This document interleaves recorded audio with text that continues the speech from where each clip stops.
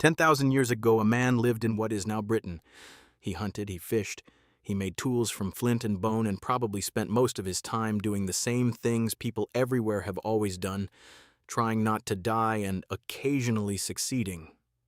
His name, the one scientists gave him, is Cheddar Man. And in 2018, when researchers extracted ancient DNA from his 10,000-year-old remains and ran it through modern genetic analysis, they found something that genuinely confused a lot of people who heard about it. Cheddar Man, the oldest near-complete human skeleton ever found in Britain, a man who lived on the island that would eventually become England, had dark skin. Not medium, not olive, dark skin, and blue eyes. A combination that looks almost impossible to modern eyes because we've come to think of blue eyes and pale skin as an inseparable package. But 10,000 years ago in Britain, they weren't. And that discovery forces a question most people have never thought to ask. If the people who lived in Northern Europe 10,000 years ago still had dark skin, when exactly did white skin actually appear?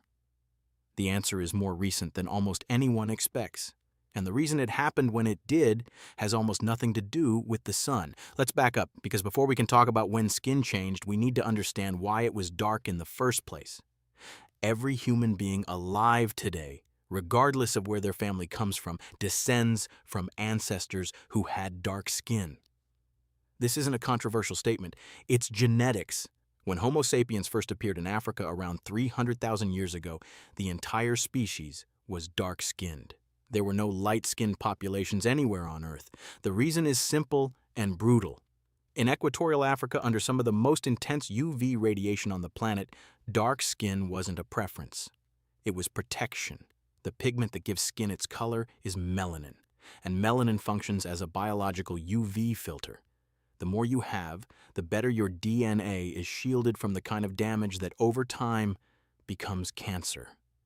Dark skin in Africa kept people alive long enough to reproduce. Evolution doesn't need a more complicated reason than that, but melanin does something else that almost nobody talks about. It protects folate. Folate is a form of vitamin B that does critical work in early pregnancy, specifically in the development of the neural tube, the structure that becomes the brain and spinal cord. UV radiation destroys folate. Pregnant women with less melanin in an environment with intense UV exposure faced higher rates of neural tube defects, higher rates of pregnancy loss, and fewer surviving children. So dark skin wasn't just protecting individuals from cancer. It was protecting entire generations from being born with catastrophic developmental problems. Two completely separate biological threats, one solution. The human body had been optimizing this solution for hundreds of thousands of years before anyone left Africa. So here's the actual mystery. If dark skin was this good, this thoroughly tested, this deeply embedded, why did it change at all? And the answer brings us back to a molecule that doesn't get nearly enough credit in this story: vitamin D. Vitamin D is synthesized in the skin when UV light hits a specific compound in the deeper layers. Your skin is, in the most literal sense, a solar panel. It converts sunlight into a molecule your body absolutely cannot function without. Vitamin D regulates calcium absorption. Without it, bones don't mineralize correctly. In children, severe deficiency causes rickets, a disease that softens and bends bones, deforms the skeleton, and stunts growth. In adult women, it softens the pelvic bones, making childbirth extraordinarily dangerous. It also suppresses immune function, increases susceptibility to infection, and has been linked to cardiovascular disease and depression. Vitamin D deficiency doesn't just make you sick in one way, it makes you sick in every way. Now, put a dark-skinned person in Northern Europe 40,000 years ago. Their melanin, which was perfect in Africa, is now blocking the very UV they need to make vitamin D. The sky is overcast for months. The sun barely clears the horizon in winter. UV radiation at these latitudes is a fraction of what it was in equatorial Africa. The same melanin that was a shield is now a barrier. Bones weaken. Children develop rickets. Women die in childbirth. And evolution, which doesn't care about anything except who survives long enough to reproduce, slowly starts selecting for less of it. But here is the part that breaks most people's intuition about how evolution works. This process was not fast. Early European hunter-gatherers, people who had been living at northern latitudes for tens of thousands of years, were still significantly dark-skinned as recently as 10,000 years ago. Cheddar Man isn't an exception. He's the rule. Ancient DNA extracted from multiple prehistoric European sites tells the same story. The dramatic skin lightening we associate with northwestern Europeans today didn't happen gradually over hundreds of thousands of years. It happened shockingly recently, in roughly the last 6,000 to 8,000 years. In the full 300,000-year history of Homo sapiens, the pale skin that defines how millions of people currently look appeared in the last 2% of that timeline.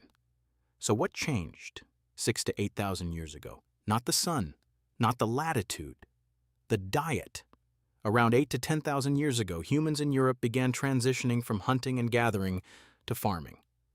This shift, the Neolithic Revolution, is usually discussed in terms of what it did to civilization. Cities, surpluses, specialization.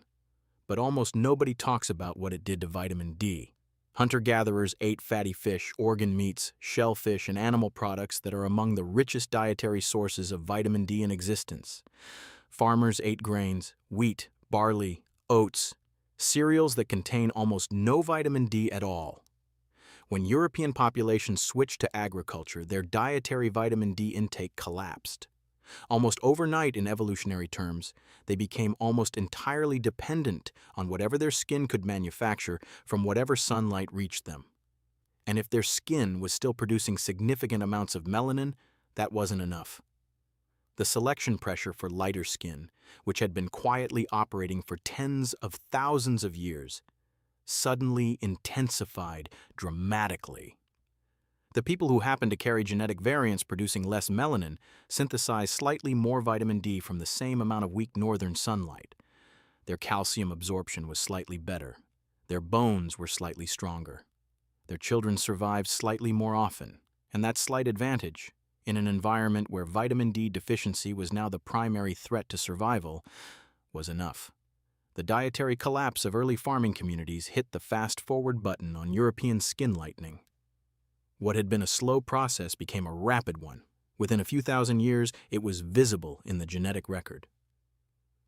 There's one more piece of this story that deserves attention because it complicates any simple narrative about skin color following a single, obvious logic. East Asians and Europeans both have significantly lighter skin than equatorial Africans. But the genetic variants responsible for lighter skin in East Asians are largely different from the ones responsible in Europeans. Different genes, different mutations, different molecular pathways. Two separate populations on separate continents with no genetic contact independently arrived at the same solution through completely different biological routes. Scientists call this convergent evolution. The same answer discovered twice from scratch by different genetic processes working in different populations. When natural selection finds the same solution independently multiple times, that's about as strong a signal as biology ever sends that something really mattered for survival. And here's the detail that tends to land hardest when people hear it: blue eyes. Every single case of blue eyes in every single human alive today traces back to one individual. One person, one mutation, somewhere around the Black Sea region, approximately 6,000 to 10,000 years ago. Before that individual was born, every human on Earth had brown eyes. The mutation reduced melanin production specifically in the iris. It spread slowly at first, then faster, because it was genetically linked to the same variants driving skin lightening. Something as seemingly ancient as blue eyes, something that has been used to classify and sort people throughout history, is younger than Stonehenge. It's younger than the wheel.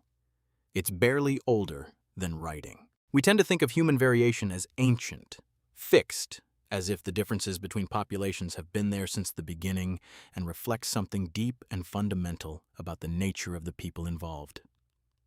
The actual genetics says something else entirely. The things that look most different between human populations are often the things that changed most recently in response to specific local, temporary pressures from the environment. Skin color is not ancient wisdom written in biology. It is a recent calibration, A dial your ancestors' bodies turned up or down depending on how much of a particular wavelength of light happened to reach their particular patch of Earth. Every shade that exists today is the result of that same process running in different directions, in different places. The sun didn't pick favorites. It just shone. And everything you can see when you look at human variation is evolution's answer to questions the sun kept asking long before anyone thought to ask them back.